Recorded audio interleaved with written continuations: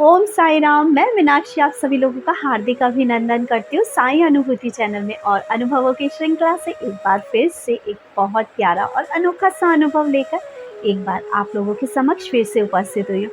लेकिन उससे पहले चलिए सभी लोग हाथ जोड़ते हैं और बाबा का जयकारा लगाते हैं। अनंत कोटि ब्रह्मांड नायक राजाधिराज योगी राज परम ब्रह्म श्री सच्चिदानंद सद्गुरु साईनाथ महाराज की जय। ओम साई राम। साथियों, आज जो ये अनुभव मैं आपको बताने जा रही हूँ वो है मीना जी का।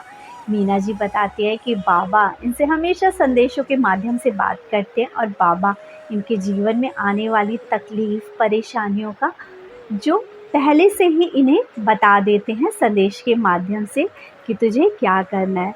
ये कहती हैं, ऐसी एक बार मेरे पास मैसेज आया कि तेरे घर के बाहर एक साया है, लेकिन तू डर मत क्योंकि मैं तेरे साथ हूँ।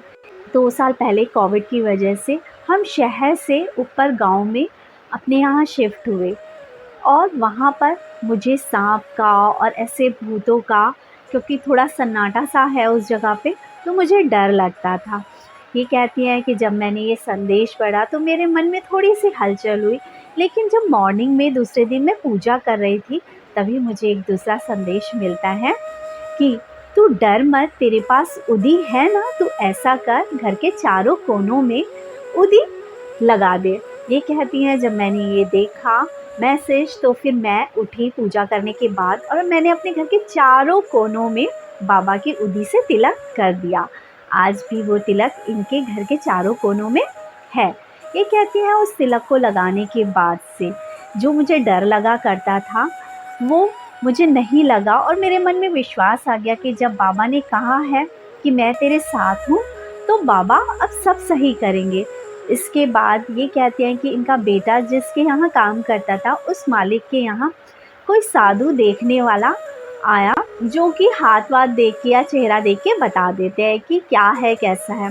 ये बताती हैं कि उसने इनके बेटे को देखा, बेटे के बारे में बहुत कुछ बताया कि ये अच्छा है और इसका कारोबार आगे जाके अच्छा होगा। इसके बाद उसने बोला, लेकिन एक समस्या है कि तुम्हारे घर के बाहर एक साया है, थोड़ा उससे बच के रहना। ये कहती हैं, मेरे बेटे ने जब मुझे आकर ये चीज़ बताई तो मैंने उसको हंसते हुए बोला कि बाबा ने तो पहले ही उपाय कर दिया, इसलिए अब डरने की बात नहीं है और सब कुछ सही है जब बाबा हमारे साथ है। बस सोचने वाली बात यहाँ पर ये थी कि जो संदेश में मुझे मिला था वही एक दूसरे साधु ने वहाँ पर मेरे बेटे को बता दिया, यानी कि बाबा ने मुझे मेरे ऊपर आने वाले खतरे से पहले ही अलर्ट कर दिया। ये कहती है कि बाबा की कृपा मुझ पर हमेशा से है। बाबा हर पग पर मुझे संभालते हैं, मेरे पे आने वाली परेशानियों को दूर करते हैं। ये कहती हैं, आज से 7 या 8 महीने पहले मेरे पास एक संदेश आया था, तू शिरडी आ जा। और ये हमेशा जब भी इनके पास ऐसा संदेश आता है तो ये शिरडी चली जाती है। ये कहती हैं, जब मैंने ये संदेश पढ़ा मैंने अपने बेटे को बोला कि मेरे साथ शिरडी चलो। तो इनका बेटा कहता है, क्या माँ तू भी सुबह सुबह परेशान करती रहती है, आज मैं कहीं नहीं जाऊँगा, ऐसा करना तू चली जाना। ये अपने बेटे को कहते हैं कि तू जा या ना जा, मुझे शिरडी जाना है और तू मेरा टिकट करा दे। तो इनके बेटे ने बोला, अच्छा ठीक है। ये कहती है, क्योंकि अकेली जा रही थी तो मैं अपनी भाभी को फ़ोन करती हूँ, लेकिन भाभी किसी काम की वजह से या किसी परेशानी की वजह से इनके साथ नहीं जाती। ये कहती हैं, मैंने अपनी फ्रेंड को भी फ़ोन किया था, मेरी फ्रेंड एग्री तो हो गई, लेकिन उसके मन में एक डाउट था कि 2 बेटी हैं, जो कि एक 12वीं में पढ़ती है और दूसरी 7वीं या 8वीं में पढ़ती है। ट्रेन में जाएंगे, कोई जेंट्स साथ में नहीं है, धक्का मुक्की लगेगी तो सही नहीं है। तो ये कहती हैं कि बस तू चलने के लिए एक विश्वास कर कि बाबा हैं और वो कुछ नहीं होने देंगे, अपना मन चलने के लिए बना। ये कहती हैं, हम लोग जाते हैं और हमें रास्ते में कोई परेशानी नहीं होती। ये कहती हैं कि परली से औरंगाबाद जब पहुंचते हैं ये लोग तो लगभग 1 बजे का टाइम होता है। ये कहती हैं, 12:30 बजे मेरे पास एक मैसेज आता है, उस मैसेज में लिखा होता है कि बता मैं तुझे किस रूप में दर्शन दूँ, राम के रूप में दर्शन दूँ क्या। और उसके बाद नेक्स्ट लाइन लिखी होती है, लेकिन मेरे भक्त जो हैं वो तो कहते हैं कि तुम मुझे फ़कीर के रूप में दर्शन दो। तो ये कहती हैं, उस मैसेज को पढ़ते पढ़ते मैं अपने मन में बाबा से कहती हूँ, बाबा इस बार मुझे किसी फ़कीर के रूप में आप दर्शन दीजिएगा।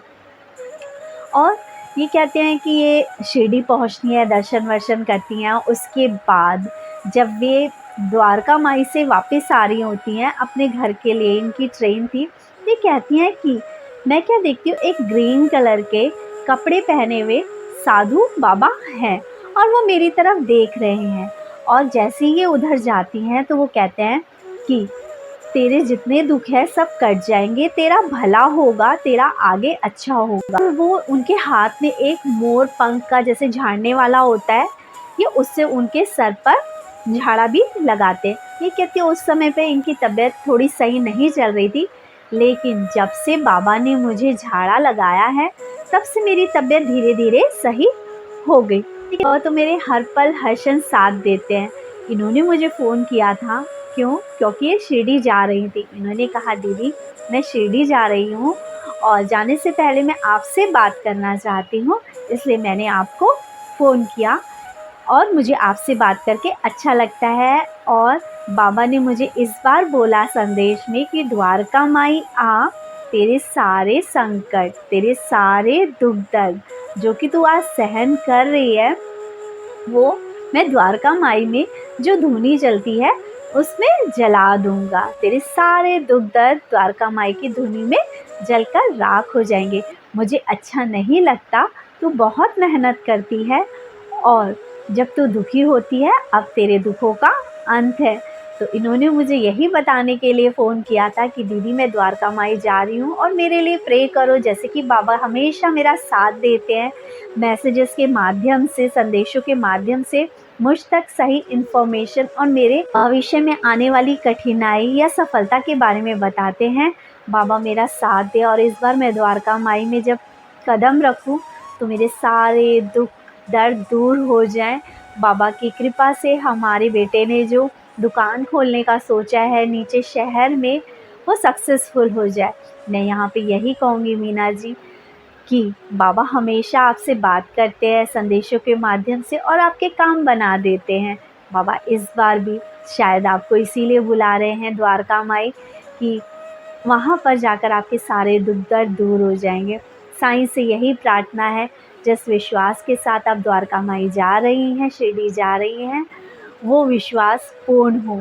इसी के साथ सभी साईं डिवोटीज से यही अनुरोध करती हूँ कि आपके पास जो भी बाबा से रिलेटेड अनुभव हैं वो चैनल के साथ शेयर कीजिए, क्योंकि आपका कोई भी एक ऐसा अनुभव हो सकता है किसी ऐसे व्यक्ति के पास तक पहुँचे जो इस वक्त परेशान हो और आपका अनुभव सुनकर उसके मन में भी विश्वास जागे बाबा के प्रति और वो भी बाबा के सामने प्रार्थना करे और क्या पता उसका कोई दुख दूर हो जाए और वो भी बाबा का सानिध्य पाले। इसी के साथ चैनल को ज़्यादा से ज़्यादा शेयर करें, लाइक करें, सब्सक्राइब करें। ओम साईं राम।